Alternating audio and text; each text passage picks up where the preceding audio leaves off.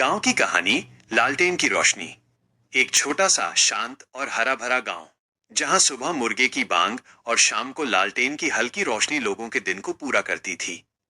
उसी गांव में रहती थी 12 साल की राधा। पढ़ने में तेज, सपनों से भरी, लेकिन घर की हालत बेहद साधारण। पर फिर भी उसके मन में एक अजीब सी चमक थी, जैसे वो जानती हो कि एक दिन उसकी मेहनत सब बदल देगी। हर शाम वो खेतों में माँ का हाथ बटाती और फिर रात को लालटेन की कमजोर सी लौ में पढ़ाई करती। कभी थकान से आंखें भारी हो जाती, लेकिन सपनों की गर्माहट उसे जगाए रखती थी। उसकी आंखों में सिर्फ एक सपना था, शहर जाकर पढ़ना और अपने परिवार का जीवन बदल देना। गांव के स्कूल में हर साल एक परीक्षा होती थी, जिसमें पहला आने वाले बच्चे को शहर में पढ़ने की छात्रवृत्ति मिलती थी। राधा ने ठान लिया, इस बार पहला स्थान उसी का होगा। वो रोज खुद से एक ही बात दोहराती, मेहनत की रोशनी कभी नहीं बुझती।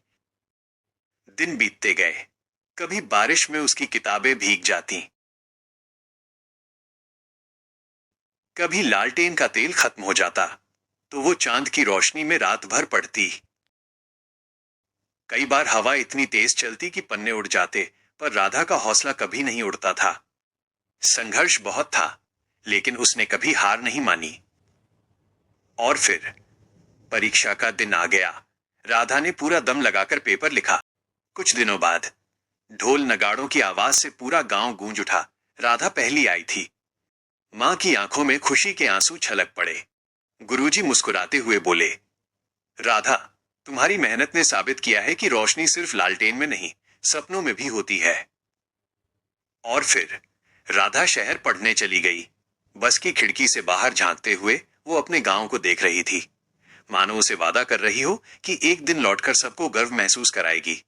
गांव वाले गर्व से कहते, छोटे गांव की ये बेटी एक दिन बहुत बड़ा नाम करेगी।